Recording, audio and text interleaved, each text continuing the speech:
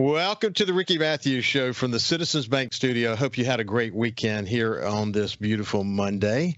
I hope everybody's doing great. It's been some wild weather lately. We go from extreme weather, like it's a tropical storm that should have been named. It's like a winter tropical storm last week, and then extreme cold on top of that. So it's we can always guarantee one thing in coastal Mississippi: we're going to have some crazy weather. It's going to be hot. It's going to be cold. We're going to be threatened by hurricanes. You name it. We face it here in coastal Mississippi. Hey, listen, I saw a post the other day from my friend Josh Morgerman, Cyclone, the top hurricane chaser in the world, who has made coastal Mississippi his home part of the time. He has a place in L.A., and he's building a house in Bay St. Louis. He fell in love with this place during the COVID days and weeks and months and years. And but I saw a post where the house that he's building in Bay St. Louis is almost finished. And he's built it so that it can withstand a major storm to the gold standard, so to speak. And I thought we'd check back in with Josh, because everything he does, everything he says on X or on Facebook or on any of his other channels, he's talking to an audience that's around the world. So when Josh speaks, he's talking to a big audience about this beautiful place that he's fallen in love with. So without any further ado, let me welcome my friend Josh Morgerman back to the Ricky Matthews Show. How you doing, Josh? Real good, Ricky. Nice to be here. I was surprised. I felt like I was I'm just your hurricane season friend, so I'm honored to get this winter invitation to be on the show. It is actually strange to see you this time of year, but I thought with your house coming to fruition, that we'd check in with you, because the last time we talked, you had TV shows that you were contemplating, and lots of stuff. And to the extent that you were successful in that voice outside of Mississippi, it's good for us because you love this place. And when you speak about it, when you post pictures about it, it's very affectionate. I mean, and that's very true, isn't it? Oh, 100%. I do. I will admit I talked the place up, quite a bit. I think, like I've always said, that slogan, "The Secret Coast," is so.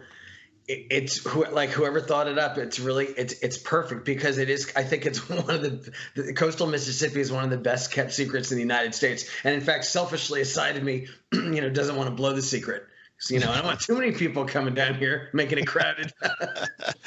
I know the tourism people would disagree with that, and I know you say that tongue in cheek, but it's a place that when people come, it's easy to fall in love with this place, and the people here. The people here are so welcoming, and that's cool. You had we'll talk about this before it's over with.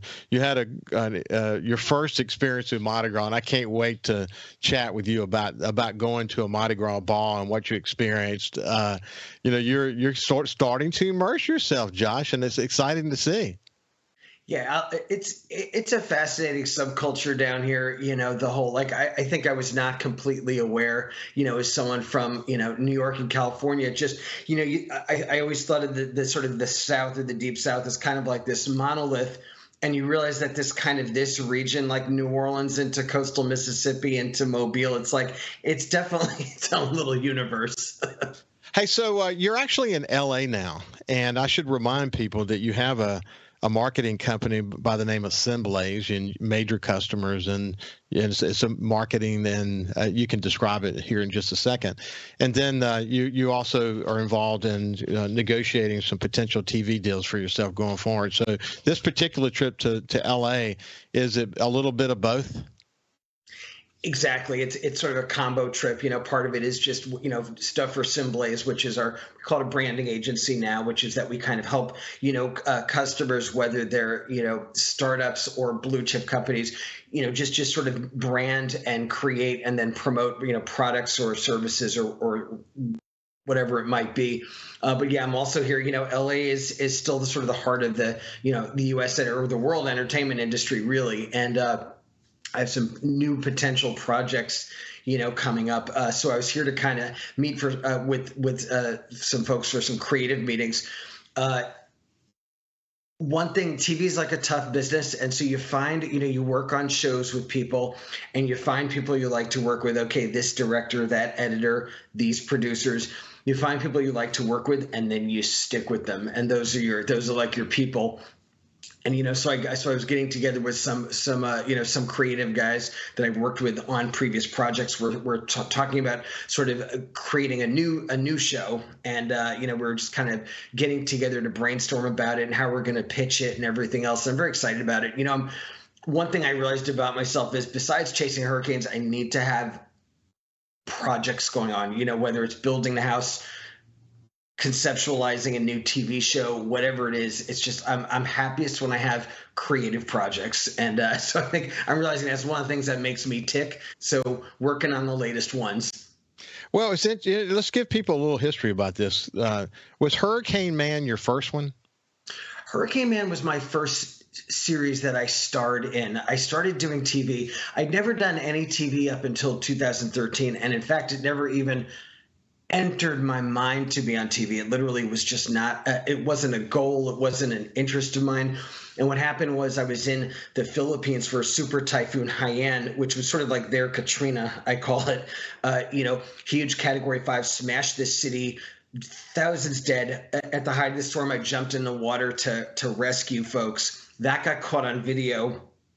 That video just went viral, went on every news network. CBS News, basically, when I got back to LA, basically abducted me from my house. There was like a very aggressive producer who hunted me down, who wanted to get me on CBS Evening News to talk about my experiences.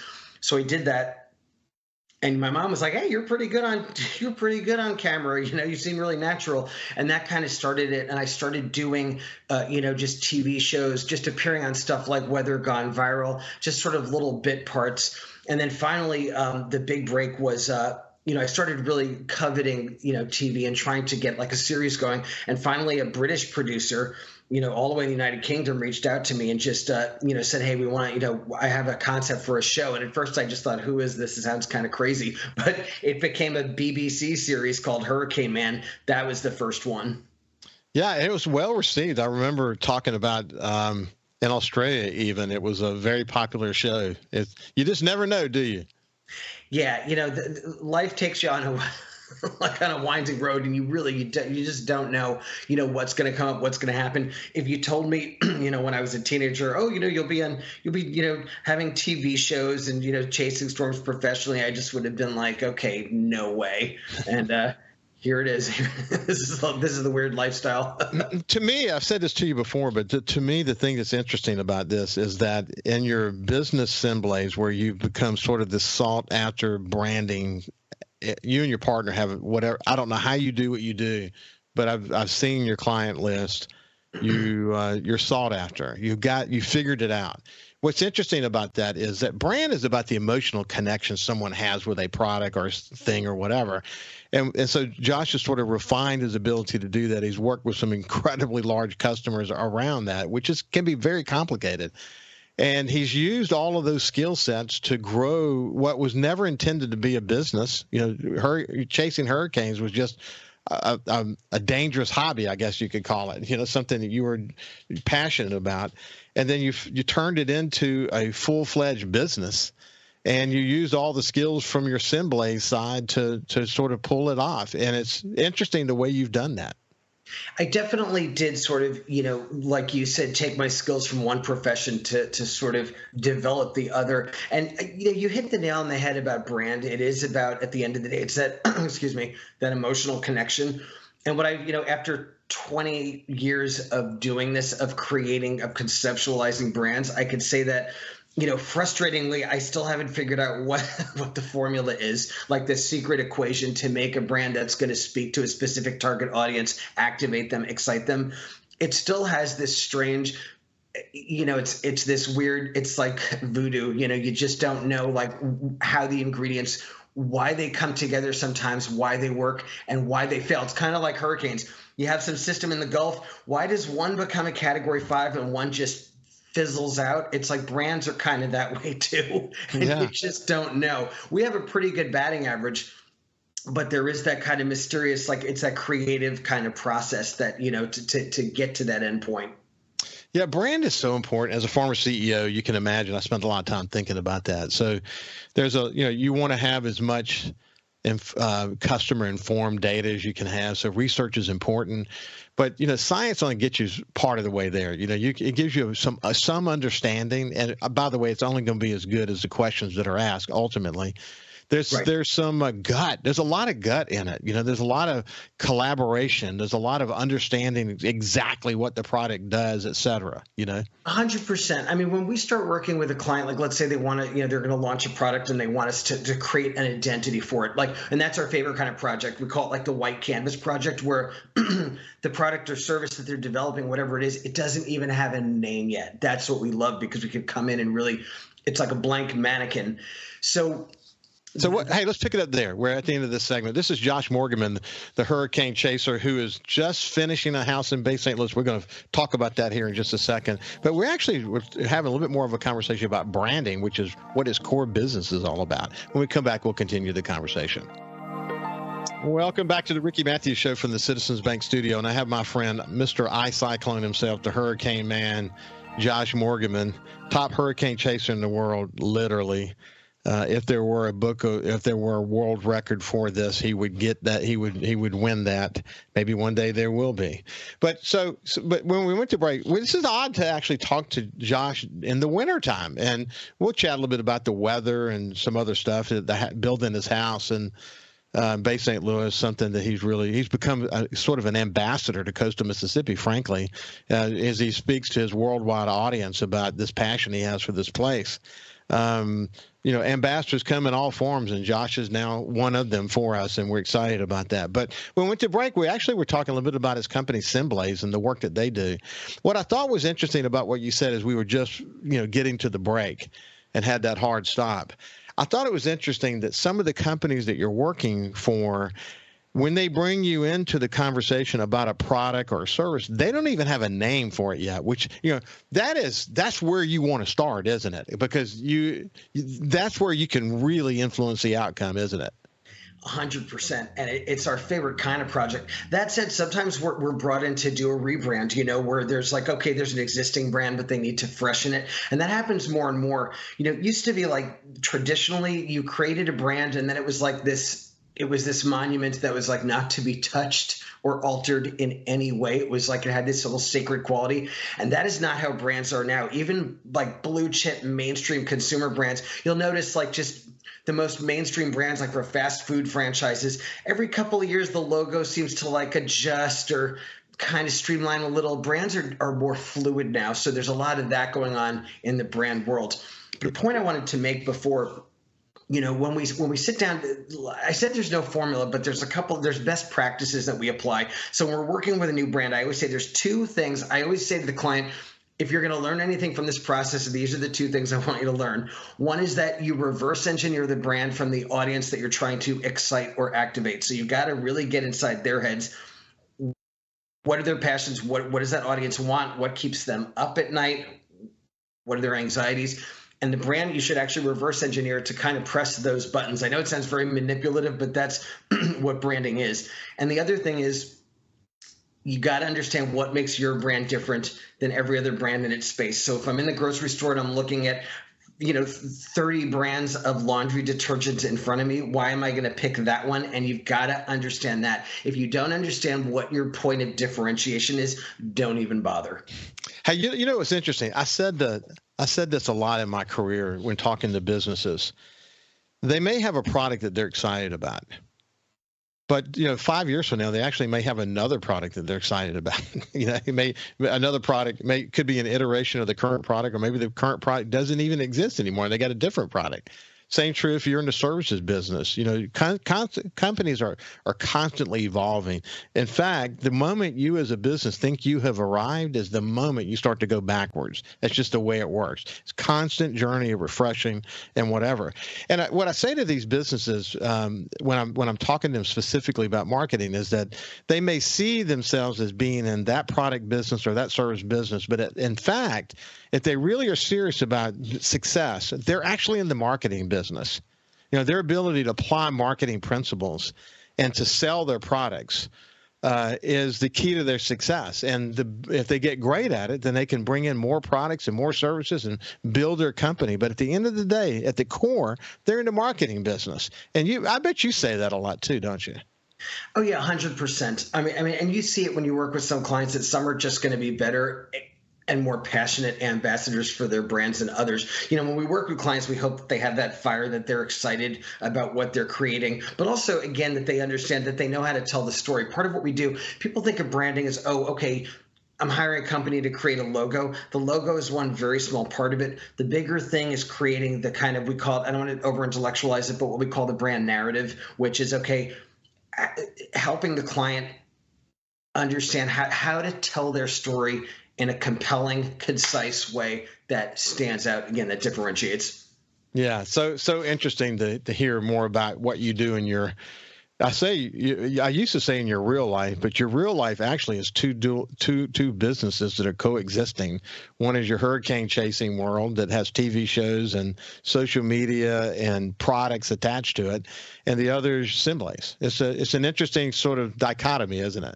100%, and when I was working on Hurricane Man, they wanted to bring out those two sides. They said it was like a Superman Clark Kent thing. And I feel like, I bring my Superman persona down to Mississippi as like the hurricane chaser. And I feel like I'm revealing a little too much of my other side down here. It's like coming out of the closet is like a corporate guy. Yeah. Isn't that something? And you very much are. That's for sure. You understand how it works. Hey, listen, I'm excited about you in your house. You've talked about the process you've gone through to build it, to make it wind resistant, and the gold standard process you've gone through and all that.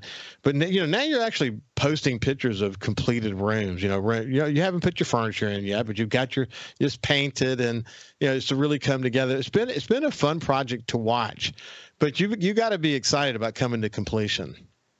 It's weird. I'm having mixed emotions about it. So I have enjoyed the process. I'd never built a home before. I didn't know what I was doing. I just kind of jumped in, and it's gone okay. It's interesting. I walk around the almost completed house, and it's like 99% there. I'm going to be in it in probably 2 weeks, and I'm happy with how it came out. Like the layout, everything. There's very few things where I'm like, I wish we did it differently. And I'm lucky. I have a great builder, Bo Ladner of Paramount Contracting. He's just a master builder of custom homes, and this is a small project for him, but he's really guided me through the process. The house is beautiful. I'm very happy with it, but the mixed emotions come in the sense that I've had this giant project for the last year, and it's almost going to be over, and I'm like, there's a side of me that doesn't want it to end. I'm feeling like, gosh, do I need to build another house or something? I don't know, because I'm gonna have postpartum depression once I'm in it. Well, I don't think that's gonna happen actually, because when you get in, you're gonna go into a new stage of your life. I tell you, Ann and I built many over our relationship together, and every time we get done, we breathe a big sigh of relief. And as you know, she's contemplating. Well, I say it's beyond contemplation. We're about to build a pool house, because our son Justin lives in New York. It's pretty clear he won't be coming back home permanently. But when he does bring his family, we want a place for them to be able to stay and be happy there. And so we'll have a kind of a little guest house behind our house that we're really excited about getting started on pretty soon. But she's full bore, and you got to discuss this with her. She could be in the building business herself right now. I mean, she is extraordinarily good at it and understands every nook and cranny of a building project. That is for sure. You saw that, didn't you? Oh, last time the three of us had dinner, I mean, she had all kinds of good advice. I could tell she sound like she was the project manager there. She was like among the two of you. She really was just giving me all kinds of useful advice, which was helpful because, this process has been like a learning one for me. Yeah, I know it has. I know it has been. So, you look at, man, you come to coastal Mississippi last week, man, that weather that came through here, I mean, it felt of course, the cool air is what told you it wasn't tropical season, but man, was it an interesting storm system. I mean, we had in my sister's backyard, a beautiful boat got delivered to her backyard. For someone who had not raised their lift, the boat came off, and you see other damage. People generally were pretty good at understanding what we need to do, but I was probably 6 inches from having some trouble with at least one of my boats, and thank goodness the water didn't continue to rise. But you were over in Hancock County, you had some had 4-foot storm surge over there. That's pretty significant. That was the thing I think that most surprised me about this. I learn new things every day, living down here. And the thing that surprised me was that it was basically a frontal system, and yet there was storm surge with it. Like that was like, I was not expecting that. I mean, the big thing I've learned since living down here is, it's something very unique to the U.S. Gulf Coast and specifically to Mississippi, is like you look at the coast funny and it floods. I mean, it's just there's certain like parts of Beach Boulevard and Bay St. Louis that literally the moment where I really learned this, it was in 2020. There was a lame little tropical storm hitting Matagorda, Texas, and parts of Beach Boulevard and Bay St. Louis were underwater from that 400 miles away. And that's when I really understood, okay, this place really floods easily. But this event, I mean, there was real significant storm surge. It was incredible, and it was really surprising. Now, I noticed on the Twitterverse, a lot of people were like, "What is this? It's not tornado season. This is crazy." Well, actually, if tornadoes are going to happen, the Deep South is where they're going to happen. So it's actually not as crazy as some people suggested for there to be a tornado outbreak in January in the Deep South. It's actually, I don't want to say it's ordinary, but it's like I said, if there's going to be tornadoes in the U.S., they're going to be in Mississippi, Alabama, way down here. So it wasn't completely unprecedented. Yeah, when you saw the models showing the wind at the higher elevations just screaming in one direction, and then at the surface going in another direction, it was kind of everything was there. That warm air and that cold air coming together, it was there. So it wasn't surprising. For example, we got lucky. I mean, I think we had a few situations that might have been tornadoes or something like that. But when you saw what happened in Panama City, for example, pretty significant tornado went through there. We're lucky. We that could have happened here very easily, couldn't it have? Oh, 100%. And God, my heart broke for Panama City. They had a direct hit. They were in the eye wall of a Category 5 Hurricane Michael in 2018. So we're talking like, a little more than 5 years ago. And here they are getting a significant tornado. I mean, they just can't catch a break. It was like, that was awful to see that. I felt that we did kind of eke by on the coast. It seemed like the significant stuff, which didn't surprise me, was a little north of the coast. Like I think in Bay St. Louis, we had heavy rain. Up in the Kill, they actually had hail. There was a tornado warning a little north of Biloxi. It seemed like the stuff was just a little off the coast, which is typical with severe weather. Yeah, in fact, I said it was around 12:30, somewhere around that tornado warning came to Biloxi, and family members were calling to say, y'all okay, everything good, but it was a little bit north of where we were. Hey, when we come back on the other side, we'll continue our conversation with Josh Morgerman. Welcome back to the Ricky Matthews Show from the Citizens Bank studio. I have my friend Josh Morgerman, the top hurricane chaser in the world, who made coastal Mississippi. What is this temporary home? I guess it's going to be. I bet it's going to be your permanent home, at least during hurricane season. You'll go forward with basically sort of a mutually beneficial dual residency. Is that how you're looking at it? Yeah, I got to figure out the specifics, but the plan is to end up here. I look at storm chasing. It's kind of like being a professional tennis player, and like right now I'm at my peak. But at some point I'm going to be 80 years old, and I'm and I'm still going to want to stay in the kind of the senior tour. So if I'm living down here, I could do local chases on the coast, stuff like that, so I can live in a town that I love and a coast that I love, and also just kind of, just be right here for my sport, Yeah. Well, you picked it for centrally located. There's a lot of incredible history, unfortunate hurricane history here in coastal Mississippi, especially in Hancock County. Hey, one other comment I wanted to make about the weather system last week. What you're learning is what you already knew, and that is that places like that Bend area of Hancock County and then over in Tampa, that are the Big Bend area of Apalachicola to Tampa in that area.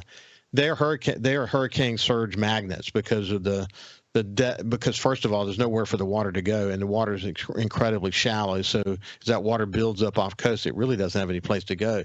The same is true for how that storm surge happened last week. Anytime we have an extended period of time of stiff offshore winds that are from the southeast or the east, it essentially does the same thing. It's obviously not as powerful as when we would have a hurricane, but it does drive the storm surge up. So at my house, it felt just like a tropical storm was going through. I mean, it felt just the same way, you know. Yeah, no, 100%. And you're right. Just a little bit of, an extended period of just kind of strong winds blowing on shore. That's enough to do it. A little bit of low pressure, going by. It's just the slightest things. And you talked about the shallow water. That is the main ingredient, and I always talk about this, where I grew up on Long Island in New York. When I go to the beach, we go to the beach every day. I lived in a beach town, and you go in the water and you go 20 feet out and you're in deep water. Here, I mean, I find it almost frustrating. You got to walk like a mile out and it's up to your knees. Like you can't, it's like you can't get in the water. It's so shallow. And that shallow, that gentle slope offshore, and this is very counterintuitive for folks, that makes the storm surge worse. Deep water actually mitigates storm surge. That shallow water, it's some kind of fluid dynamic thing that I don't understand. I'm not a physicist, but that actually augments the surge. And that there's nowhere like the Mississippi coast for that. It's nuts. It just absolutely is a perfect place for crazy surges. The biggest one, of course, being Katrina.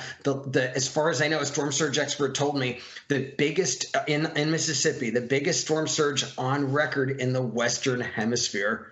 Right. That's what I learned too. And in many speeches along the way, I said that pretty consistently. Hey, listen, Mark Sudduth and others in the tropical arena are making comments about the upcoming hurricane season.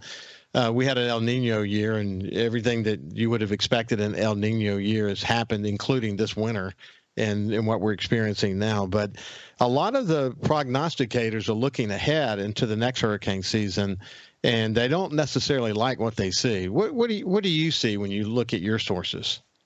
Yeah, I mean, right now it's just sort of the underground rumblings. But what I'm hearing, the little pieces I'm putting together, is it looks like we might be having another big season, because right now, like you said, we're in the El Nino. El Nino tends to suppress activity in the Atlantic, but it looks like we're going to go to what's called enso neutral, which is going to be more favorable for hurricane formation. The waters across the main development region of the Atlantic remain very warm. I think it's going to be it could be another big hurricane season. One thing, big picture, just stepping back, hurricanes happen according to, around the world. Hurricanes are what they call typhoons in East Asia, cyclones in Australia.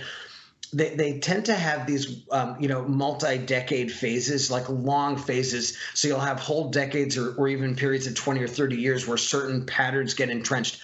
I feel big picture, what I've noticed up until the late teens, the Atlantic was kind of dead. The Pacific was on fire, and I felt all the chasing I was doing was in the early to mid-teens. Everything I was just in East Asia, basically living there, chasing typhoons. There's nothing to chase in the Atlantic. It was kind of slow. Big shift happened in 2017 where the U.S. just got hammered by all these big hurricanes. And basically since then, the Atlantic has just been on fire. And it looks to me like that period, we're only about, I guess, 7 years into it, but it looks like we're just in a phase where the Atlantic is really hopping. And of course, that's not great news for the U.S. and Gulf Coast residents, because all the hurricanes that we get that hit the United States are from the Atlantic. Yeah, that's unfortunate to see, but we'll enjoy the cold weather for now. You can enjoy it. I hate it. In due time, we will. I don't like it either, to be honest with you. It's great for duck hunting and deer hunting, that's for sure. But bottom line is, we'll enjoy the cool weather and not have to talk too much about the pending hurricane season until we get closer to the start of that hurricane season. One of the things I've always had at the house is weather stations, man. Like during Hurricane Katrina, the last wind that I got on my weather station that was located out on the pier was 67 miles per hour. It died at 67 miles per hour. By then the water was up high, and I just, it just wasn't in a position where it was going to work properly anymore. I just don't think, there was a lot about Hurricane Katrina that laid that particular weather station to rest. But you're building weather stations into your house at the Hurricane House in Bay St. Louis, and you've had a lot of experience with them. What kind of station are you putting up? Oh, yeah, no, I'm being hardcore about it. Like, I'm not messing around. So I want, Bay St. Louis, as you said before, Hancock County has some big hurricane history, not just Katrina, but the eye of Hurricane Camille, second strongest hurricane in American history, Category 5, passed right over Bay St. Louis. So I want to be ready. I want to measure, the next Camille, basically. So I am installing a weather station and making sure that it's going to stay up no matter what. So when you measure wind, the sort of standard elevation to measure wind to get a proper reading, believe it or not, a surface wind is measured at, I think you know this, Ricky, but just for listeners, it's measured at 10 meters, 33 feet off the ground. So that's a regulation sort of height. So I'm getting actually a big mast, a big sturdy mast driven into the back lawn, far from the house, far from any trees, so that, I'm only a block from the Gulf. So it's a perfectly exposed place to just get amazing wind data next hurricane that comes in. So that mast is going to be put in, and at the top I'm putting a Kestrel Met 6000, which is the high-end weather station from Kestrel Instruments. And this thing, it's going to transmit the data. It works on solar power, so I don't have to climb up that mast to change the batteries every month. It works on solar power, and it transmits wirelessly to the cloud, so I can just get that information on my computer while it's happening, or I can get it remotely if I'm not there. But I'm not leaving. I'm staying there for any hurricane. But I'm setting that up, and this is like weather nerds paradise, because a block from the Gulf in that location, at some point, I'm gonna collect some scientifically very valuable data.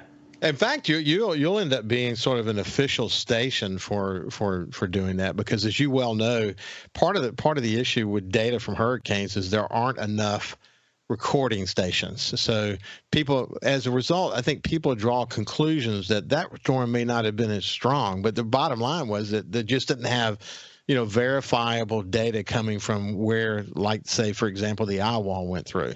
So, that's an issue, isn't it? 100%.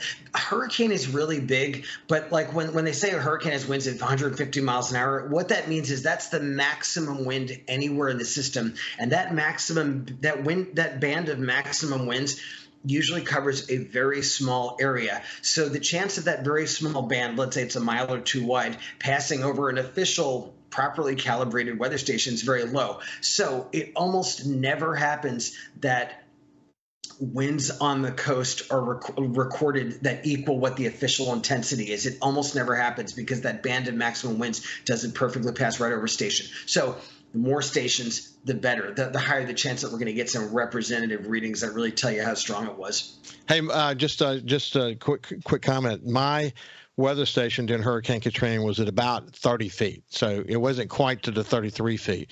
Where it was located, it was on the pier, and then we had a second level that was a deck, so you could go up, the stairs to the second level.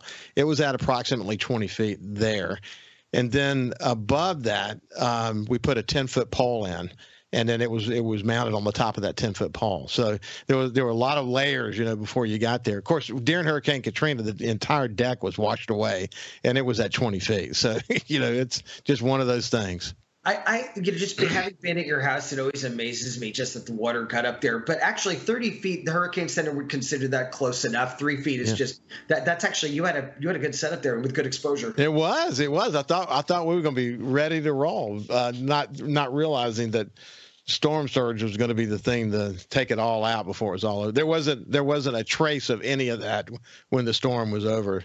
But I'm not the only one who can say that. Hey, when we come back on the other side, we'll continue our conversation with Josh Morgerman as he sort of immerses himself in the local culture. I'm curious about what he thought about a Mardi Gras ball. That had to have been culturally shocking to him. We'll see what he has to say when we get on the other side. Welcome back to the Ricky Matthews Show from the Citizens Bank studio, and I'm enjoying catching up with my friend Josh Morgerman. This is actually a first. We've never talked to Josh during the wintertime, and that doesn't mean a hurricane's coming. It just means Josh is coming. He's moving permanently, or at least having a dual residence, finishing his house in Bay St. Louis, a town and a community he fell in love with during the pandemic. So that's good for us because he's speaking to a very significant worldwide audience when he talks about his love of this place. Speaking about your love of the place, though, as I mentioned before we went to break, Mardi Gras season is here, and boy, there's a lot of pomp and circumstance around the hurricane. Excuse me, around the Mardi Gras season. And you went to a ball recently, and you got to see some of the grandeur of it all. What was your impression? Yeah, whoa. Okay, where to begin? The Mardi Gras thing. Okay, so it's like this onion. The more layers I peel back, the more that's revealed. So the first Mardi Gras I ever did, I was 17. I grew up in New York. We came down to New Orleans for a field trip with my high school orchestra. And, this is before parents were so protective like they are now. They just set us loose on Fat Tuesday in the city and just said, okay, be back to the bus by 10 or whatever. And, that was just my first experience, which was just like, wow. I mean, that kind of blew my mind. I'd never been down there. It was just so colorful. But I thought it was just, like I think a lot of people outside this region, I thought it was just, okay, Mardi Gras is like a day or a week kind of. And I'm like, okay, it's a season. Then I'm like, no, it's actually a lifestyle. It gets bigger and bigger the more I learn about it. I have these friends in Biloxi, that I've become, these folks that I've become very good friends with, Tara Fimiano and Jim St. Clair. They're a couple and they're very involved with, they're each in, he's in the Neptune crew, she's in the Hera crew. I'm like, Cruz, what are you talking about? What is this? I mean, they're constantly having to teach me. So I went to the Hera crew ball last Saturday night and okay, mind blown again. What fascinated me about it was this extreme, almost this ritualized pageantry, that just the sort of intricacies and formality of it, even the way the king and the queen and the dukes and the maids, the way they wave a certain way, like I could see everyone's trained to wave a certain way, and just the acid trip colors. I mean, the whole thing was just blew my mind. I feel like I've just entered, it's like Alice in Wonderland. I went down the rabbit hole and I'm in Mardi Gras season. The acid trip colors, but truthfully, that's right. I mean, it's the grander the better, the more color the better. Each of the dukes and the king, they all have their color combinations, and the necks have their color combinations, and it all comes together in this wonderful, process that people just enjoy being part of. Oh yeah, no. I mean, it is really it's out there. I mean, and I say this affectionately because I love weirdness, but man, it was for this guy who's not from here, it was wow, this is really out there, and I loved it. And I have to say, there's something. And I know people from from other parts of the South say this, but they think of this region as kind of a little decadent, and I think this is where it really comes through. It's everything. It's just the colors. It's the glitter. It's the whole. It's just it's over the top and very unapologetically so, and I find it awesome. Yeah, and then of course we have Fat Tuesday, and then we have Lent starts for the Catholics and others who observe Lent, and it's just part of the tradition, And what? Having been publisher of the Times-Picayune New Orleans, and then also Mobile, because Mobile always claims that the first Mardi Gras parade was in Mobile, and of course we've said that same thing here. But of course, in New Orleans, I mean, no one denies the depths of the New Orleans culture as it relates to Mardi Gras. But man, they got anything you want there. some of it extreme. When I came to the community, both Mobile and New Orleans, I mean, the first thing that happens is you sort of get ordained as a leader. We want to invite you to be part of this crew, or invite you to be part of this crew, and to really be into the inner circle of this community, you got to be involved in that over there. And it was time consuming, that is for sure. But I always enjoyed it. Yeah, I mean, I've noticed that the crews are basically, what I realized, they're social clubs. They're year-round social clubs, and definitely it's sort of at some point, if you want to it's part of what you do to kind of participate here in the community. Yeah.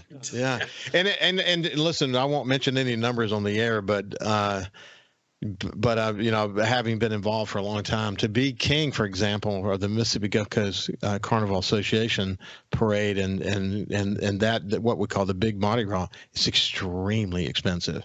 I mean, so it is a gigantic commitment. And but people, they do it every year, and they're all engaged in it, and they can't wait to do it again. And that's the way it is, and that's part of our culture. Hey, listen, Josh, it's been great to catch up with you, my friend. It's awesome to be back and to come here off season. I'm like I said, I'm honored that you thought that I'd be relevant during the winter. So in the winter, yeah. Well, we'll look forward to, as the season progresses, as it gets closer, we'll check in with you and see what you see on your crystal ball. But until then, we'll see you, my friend. Thanks, Ricky. Great to be back. You bet. Have a great day, and we'll see you tomorrow.